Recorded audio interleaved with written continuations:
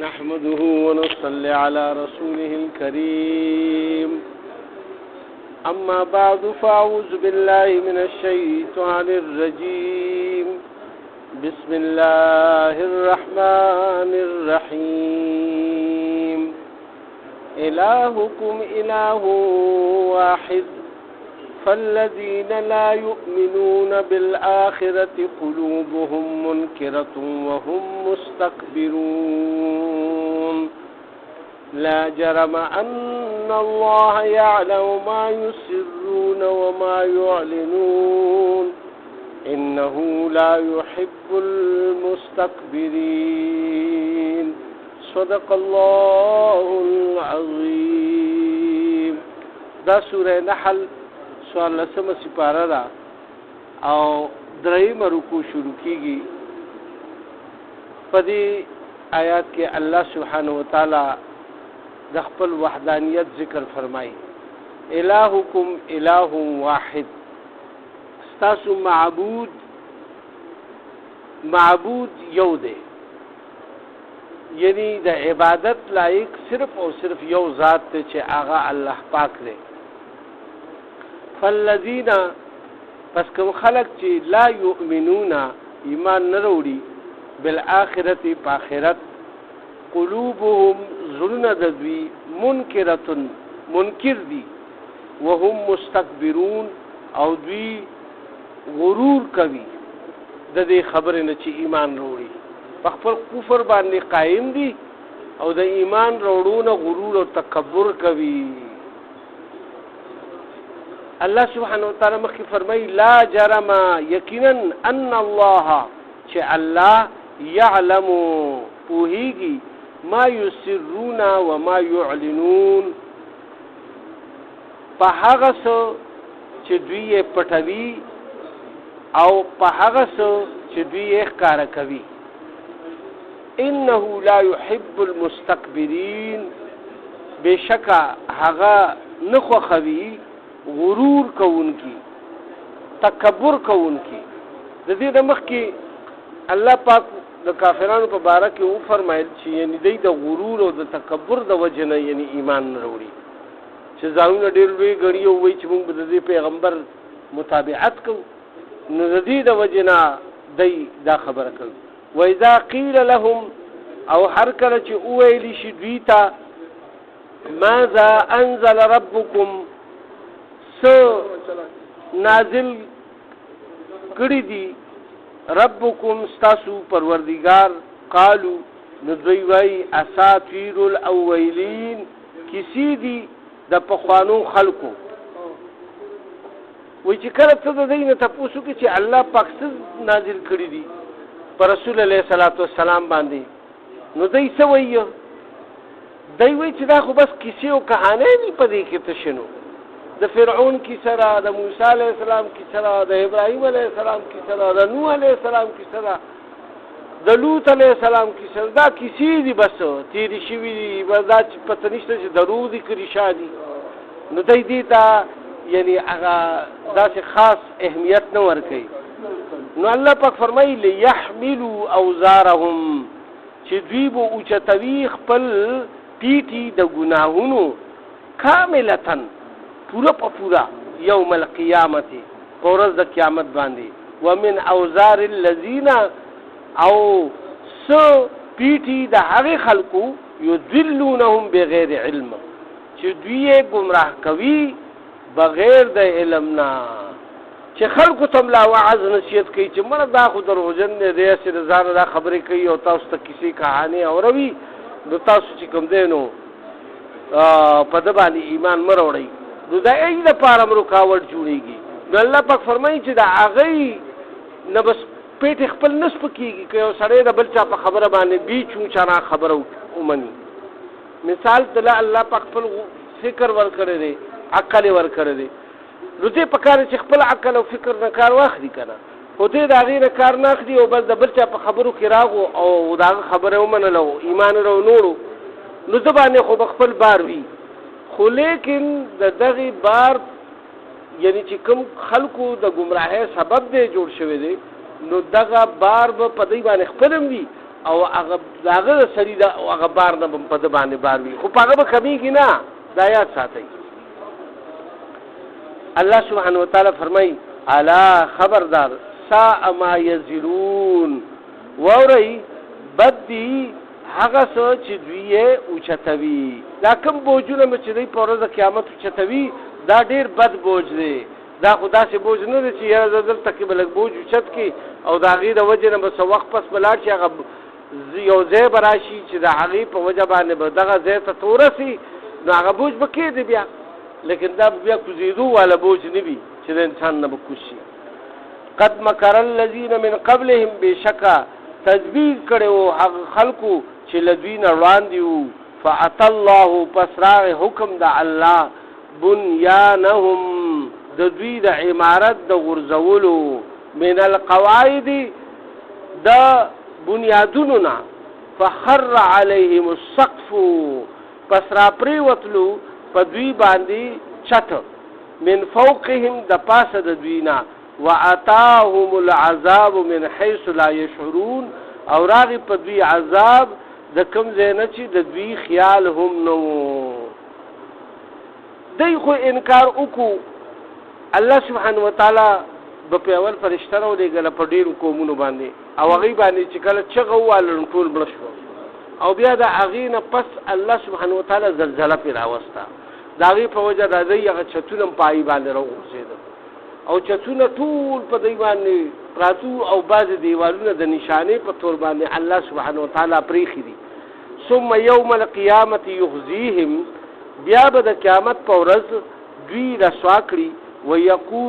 ويقولوا او بوایي اين شرکائي الذين كنتم کم زیدی زما شریکان هغه چې تاسو به تشاقون فيهم جګړه کوله مؤمنانو سره د هغې په باره کې.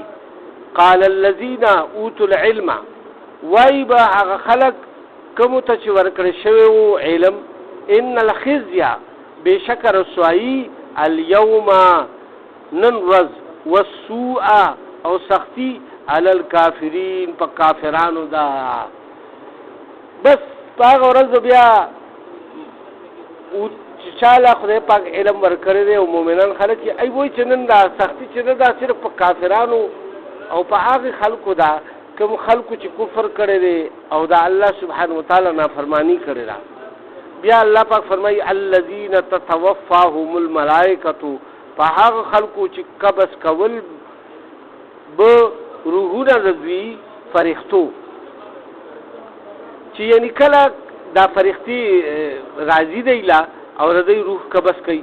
ظالمي انفسهم دوی ظلم کولو په خپلو ځانونو یعنی په داسې حالت کې چې کفر باندې وي یا ډېر سخت ګناهونو کې مبتلا وي او دوی له اچانک د مرګ فرښتې راشي. فالقوا السلم پس دوی به پیش کړي صلح ما كنا نعمل من سوء چې مونږ خو به نه کوله سبدي بلا ولنا ان الله علیم بما کنتم تعملون بشک الله پوهه دی په هغه څه چې تاسو به کول. الله سبحانه وتعالی تاسو دا هر څه نه خبردار دي چې دوی له فرښتې راشي دوی به یاره موږ خو داسې کار نه کړی چې د هغې په وجه باندې موږ له دا سزاګانې راکولی شي یا موږ سره دا سختي کولی شي. ای ورته وایي چې نه الله پاک په چا باندې ظلم نه کوي. الله سبحانه وتعالی یعنی داسې څوک نه په عذابوي چې یاره بې ګناه او بې خطا یعنې هغوی له عذاب ورکړي. نو الله پاک کله چې د دوی روحونه واغېستې شي د دوی د بدنونو نه قبض کړي شي نو اول به هغه ډېر په سختۍ سره د دوی نه واغېستې شي. فرمایي چې که چرې نور یو عذاب هم دوی ته نه میلاویږي خو چې را کومې فرښتې دوی له د روح قبض کولو لپاره په کوم شکل کې راځي او په کوم سختۍ سره د دوی نه روح قبض کولی شي دغه عذاب هم د دوی لپاره ډېر زیات دی او د دې تریخوالی به تر قیامته پورې دوی په دې مری کې پروت وي تر قیامته پورې د هغې هغه تریخوالی او بیا به دوی ته څه وویلی شي فدخلو پس داخل شئ ابواب جهنم پاغه دروازو د جهنم کې خالدین فیها د همیشه د پاره. او داغه بابونو خو ذکر مخکې شوی دی. الله سبحانه وتعالی فرمایلی چې د جهنم ابواب شدید هغه ودی او دروازې دي او طبقې دي یو بل لپاسه. فلبئس پس بد دی مسوى المتکبرین زیدا کبر جنو خلقو کم چې کبر کوي په دنیا کې تکبر کوي دا هغه ډېر زیات بد دی. وقیل او ویل شو للذین اتقوا هغه کسانو ته چې یریدل به د الله پاک نه او پرهیزګاری به کوله په دنیا کې ماذا انزل ربکم چې څه نازل کړي دي تاسو رب. قالوا خیره نو دوی وایي نیکې خبرې دي ټولې ښې خبرې دي. یعنی د یو مسلمان نه ته تپوسو کې چې دا قرآن څه شی دی نو هغه به درته څه وایي په جواب کې هغه به وایي چې دا خو ټولې ښکلې ښکلې خبرې دي بس وایي چې بس هر وخت مې اورېدې او عظیم شانه خبرې دي. نو د دې په ځای چې د کافر نه تپوس کوي مړه بس هسې کیسې میسې دي. نو کوم هندوانو چې دې مطالعه کړې وي کومو کافرانو چې کړي یې نه چې اوس هم تپوس وکړي نو هغه وایي دا بس مړه هسې د ځانه منګل کیسې. نو دلته کې به د مسلمان نه چې کله دا تپوس شوی وي ډېر عظیم شان کتاب دی او ډېر ښکلی الله سبحانه وتعالی پکې د عبرت خبرې کړي دي عمل پې پکار دی. للذین احسنوا د هغه خلکو دپاره کوم چې یعنی کوم چې نیکي وکړه د نیکو خلکو دپاره نیکې خبرې دي بس خو چې څوک یې مني. فی هذه الدنیا حسنه په دې دنیا کې نیکه بدله ده ولدار الاخرت خیر او خامخا کور د آخرت غوره دی ولنعمه او ډېر ښه دی. دار المتقین کور د پرهیزګارانو. اول خو به دا ورته ویلی شي چې ډېر ښکلی کور دی د پرهیزګارانو چې کوم چا د الله نه یریدل په دنیا کې او د الله په حکمونو باندې او د پیغمبر په طریقه باندې چلېده. نو ځای کوم ځای دی اوس هغه ځای د ځای ذکر هم الله پاک کوي. جنات عدن باغونه دي د همیشه والا یدخلونها چې دوی به داخليږي دیتا تجری من تحتها الانهار بهیږي به لاندې د دینا نهرونه لهم فیها ما یشاءون دوی د پاره به وي په دې کې څه چې دوی غواړي. کذالک یجزی الله المتقین دغه شان جزا ورکوي الله سبحانه وتعالی پرهیزګارانو ته. جنت داسې یو ځای دی چې څه ته دې زړه وشو که نه بس هغه به تا ته میلاویږي. په دنیا کې یو ځای هم داسې نشته چې ستا څه ته زړه وشو نو هغه تا ته میلاویږي. دا په دنیا کې داسې نشي کېدی. او دا هغه ځای دی جنت چې هلته کې به د انسان جنت ته چې یو پیره جنتي لاړو که نه بس چې څه ته دې زړه وشو الله پاک به هغه تاسو ته درکوي. الذین او هغه کسان تتوفاهم الملائکتو قبض کوي روحونه د دوی فرښتې طیبینا په دې حال کې چې دوی به پاکې وي یعنی پاکیزه روحونه به او پاکیزه فرښتې او خوبصورت فرښتې به دی له راځي. فرمایي چې کوم متقیان خلک دي د دوی نه کله روح قبض کېږي که نه دومره خوبصورتۍ کې به دومره ښکلې فرښتې به په دومره ښکلې شکل کې راځي چې په خندا خندا به د دوی دا روح وځي د دې بدن نه. الله مو دې نصیب کړي. یقولون سلام علیکم او بیا به اول راشي دغه فرښتې او بیا به وایي دوی ته سلام علیکم سلام دی وي په تاسو باندې ادخلوا الجنة او چې څنګه مونږ تاسو نه دا روح والو نو تاسو داخل شئ جنتونو ته. الله مو نصیب کړي. بما کنتم تعملون د هغه عملونو په بدله کې چې تاسو کول په دنیا کې. هل ينظرون یا دوی انتظار کوي الا ان تأتيهم الملائکة صرف د دې چې راشي دوی ته فرښتې او یأتي امر ربک یا راشي حکم ستا د رب. کذلک فعل الذین من قبلهم چې دغه شان کړو هغه خلکو لدوینا چې وړاندې وو وما ظلمهم الله او نو کړ ظلم پدوی الله سبحانه وتعالى ولكن كانوا انفسهم لیکن دوی پخپل ځانونو یظلمون ظلم کولو.